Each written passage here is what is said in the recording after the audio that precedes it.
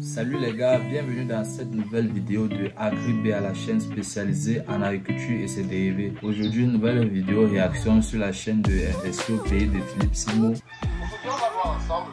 Ok, mais l'image est bizarre. Je vous emmène dans une usine de transformation des noix de palme en huile de palme. Comme on l'appelle communément, l'orga. On met un peu le volume. Aujourd'hui, l'un des business les plus lucratifs au monde qui se déroule en Afrique sous nos yeux. Je suis très heureux parce qu'enfin un industriel a accepté de nous montrer son installation locale.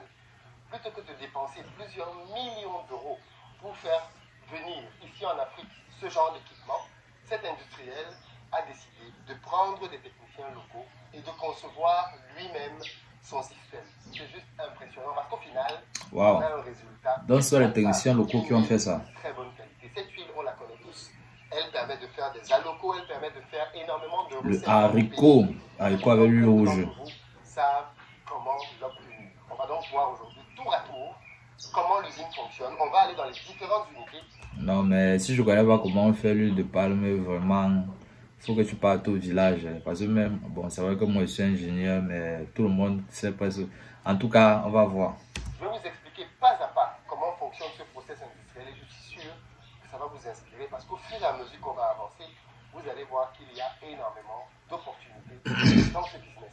Mais il t'inspire, c'est comment il a marché. Je vais expliquer simplement comment passer de la noix de palme à l'huile de palme. Alors le process commence simplement avec un pont à bascule. Un pont à bascule, c'est un endroit comme celui-ci en réalité. Vous avez certainement dû déjà en voir dans des autoroutes par exemple. C'est un endroit dans lequel un camion vient en réalité avec sa cargaison. Donc quand le pont à bascule est là, en réalité c'est un pont qui permet de peser tout ce qui est dessus. Et ici par exemple, il y a ça dans les autoroutes, le pont à bascule, les routes nationales là. Un poids qui s'affiche. Et donc quand un camion arrive ici, avec les noix de palme dessus, la station de pesage qui est là nous indique un chiffre. Et une fois que ce chiffre-là est indiqué, la personne qui a ses noix va aller les décharger. Et une fois qu'elle a fini de décharger, le camion repasse encore à vide et on fait juste une soustraction. Le poids qu'il avait à plein, moins le poids qu'il avait à vide, et on sait quelle est la quantité de tonnes de noix de palme qu'il a déposé sur le site. L'aventure commence donc ici. C'est un système ingénieux. Maintenant, c'est que je vais vous emmener dans le petit bureau qui est là. Donc, là, ça veut dire que tu as exactement la masse. S'il paye ses fournisseurs en fonction du poids des noix de palme, ça c'est un système vraiment très efficace. Et il dit que c'est les techniciens locaux qui ont fait ça. Vous voyez de manière beaucoup plus pragmatique et pratique comment ça fonctionne. Quand on vient dans un bureau comme celui-ci, il y a un opérateur qui est en charge des opérations. Et donc ici, vous avez une unité de mesure qui lui permet en réalité de voir le poids du camion à vide ou à plein. C'est qui est venu, qui est la personne, quel est le jour, l'heure, ainsi de suite. On fait les choses comme ça chez nous. Le poids qu'il avait à vide, le poids qu'il avait à plein. Et donc au final, il peut ici avoir une fiche qui permet de tracer le passage de ce camion-là à son niveau. Et donc bien évidemment, ceci est indispensable parce que ça évite simplement des arnaques. Quelqu'un peut venir avec un camion et il vous dit j'avais 20 tonnes. Effectivement. Non, c'était pas 20 tonnes. Comment vous faites pour savoir? Ceci vous permet très simplement de savoir tout de suite quel était le poids exact. Vous comprenez donc tout de suite qu'un pont à bascule comme celui-ci, il est très important à tous les endroits où on veut simplement vérifier le poids. On en a même sur des autoroutes. Nous y voilà. Quand le camion vient donc et qu'il fait son déchargement ici, vous avez remarqué que la surface est bétonnée, mais très solidement bétonnée. Ceci a un objectif principal, c'est d'éviter que les noix soient en contact avec le sol. Parce que si elles sont en contact avec le sol, il y aura contamination. Ceci va contribuer à davantage acidifier les noix. Donc on les met sur une surface comme celle-ci. Quand ces noix arrivent, elles sont toutes fraîches. Elles doivent rester là pendant 3 à 4 heures, histoire qu'elles commencent le processus de fermentation. Sinon, quand elles arrivent, elles sont certes fraîches, mais beaucoup trop dures. Et donc, si on les fait entrer dans le processus de transformation, on va avoir beaucoup de pertes. Donc, alors, comment ça marche de manière très simple? On prend nos noix, on les met ici. Alors, une fois donc que les noix arrivent ici, dans le déversoir, bien évidemment, on utilise la tractopelle que l'on a vu tout à l'heure, afin de pouvoir pousser simplement ces noix, parce que sinon, manuellement parlant, ce sera trop compliqué. Une fois qu'elles tombent là-dedans, vous voyez bien qu'il y a une inclinaison. Tout ceci est pris par ce convoyeur-là. Et donc, une fois que les noix sont prises dans le convoyeur, elles vont tomber dans ces différents bacs que vous avez là. Pour une première étape, il va consister à faire chauffer les noix. Quel est l'intérêt?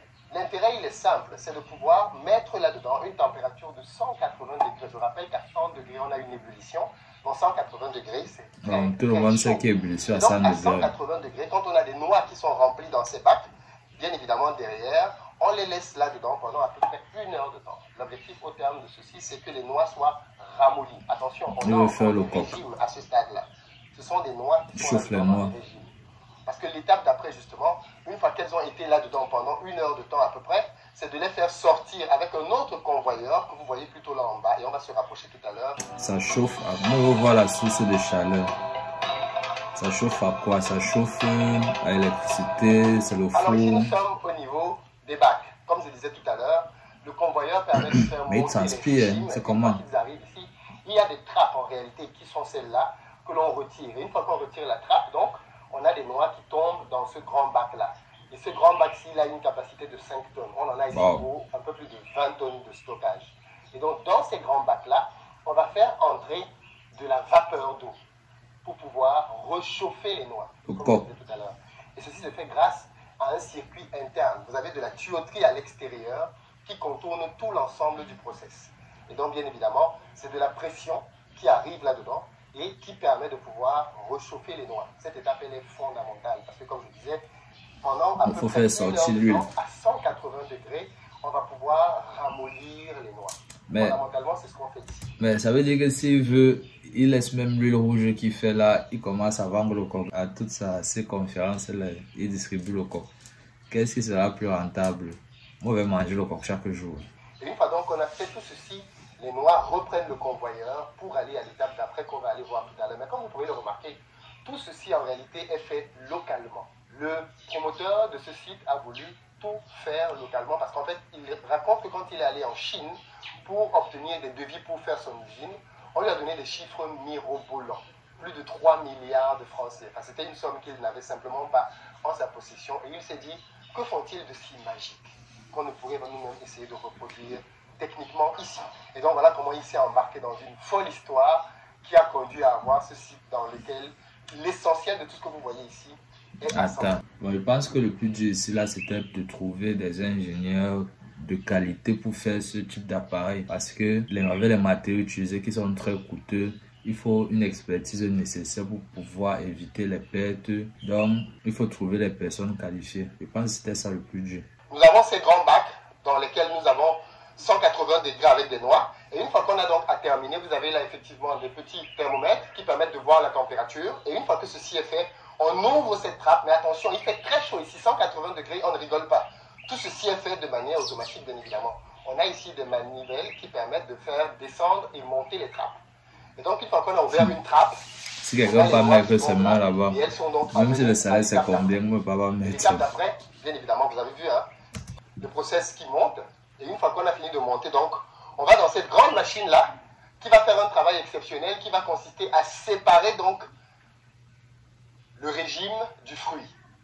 Et si vous remarquez bien, une fois que la séparation a été faite, on a une partie vers la gauche qui permet d'éjecter.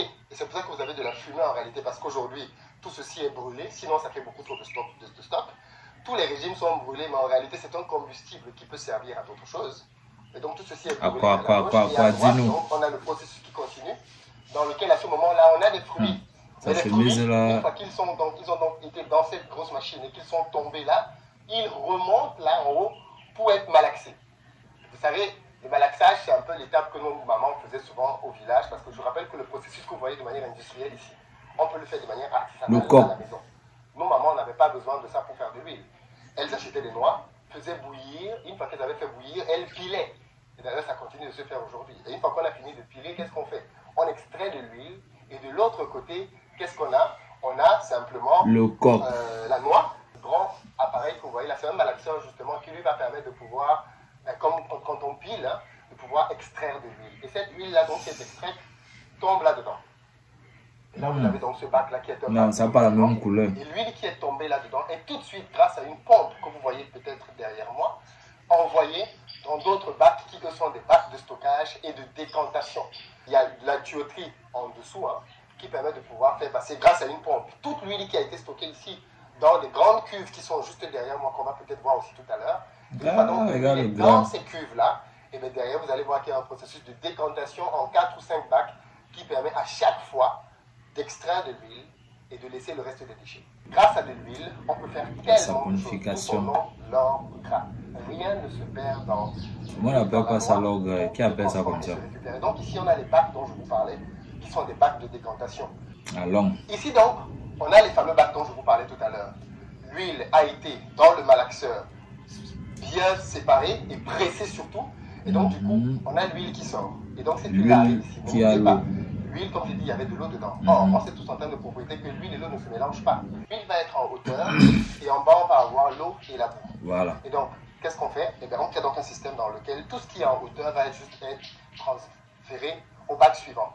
Ainsi de suite. Donc, du coup, là, on a beaucoup d'huile, de l'eau et de la boue.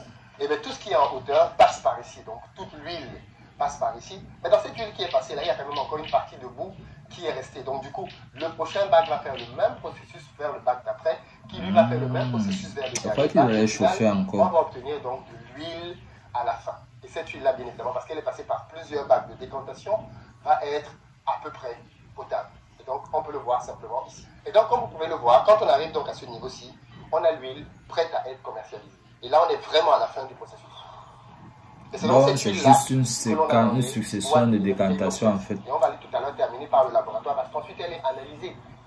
Et des fibres, et bien tout cela sort ici en réalité et c'est stocké là dans un certain temps. Comment on fait pour savoir si on a bien travaillé?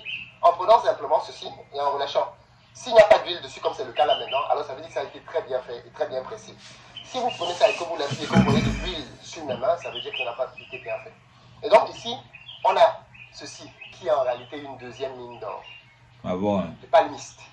Les spécialistes savent ce que c'est. Et c'est de ça qu'on obtient l'huile de palme. On casse avec la caillou, ce qu'il y a dedans. En fonction du pays, ça prend un certain nom. Et bien évidemment, or, comment on fait pour séparer ceci? Parce que ça vaut de l'or. Je rappelle que ça coûte 2 fois le prix de l'huile.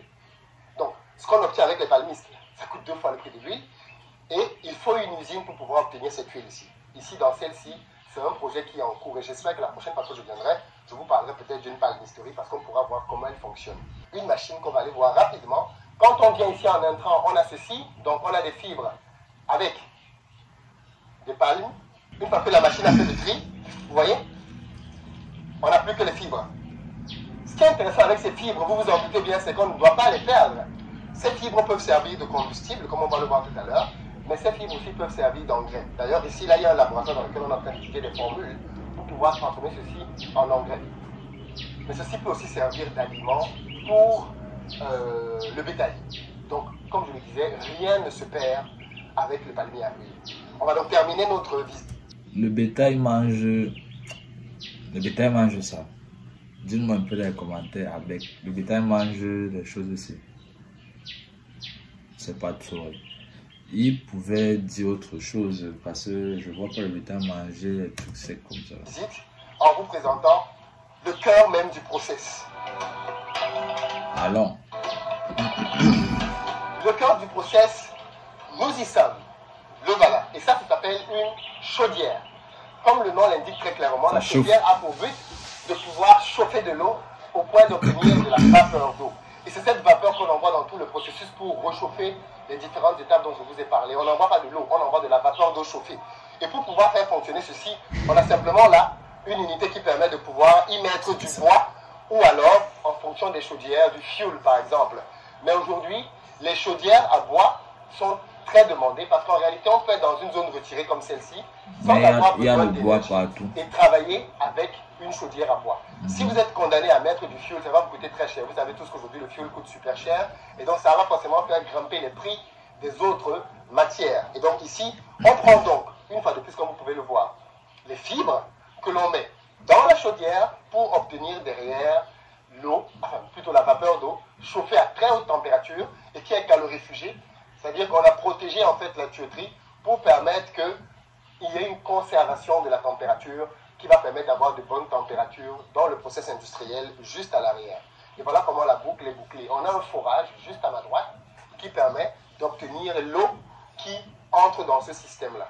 Et donc avec ceci, tout est prêt. Et juste au fond là-bas à l'arrière, je pense que vous le voyez d'ici, on a des bacs, en réalité des grosses cuves qui permettent de stocker de l'huile. Parce qu'une fois que l'huile a été recueillie là, il y a un système souterrain envoyé par une pompe qui permet d'avoir de l'eau dans ces cuves-là. Une fois que l'huile arrive dans ces cuves-là, elle est prête à être transportée par des clients qui viennent avec leur camion, se branchent simplement là, prennent l'huile et s'en vont.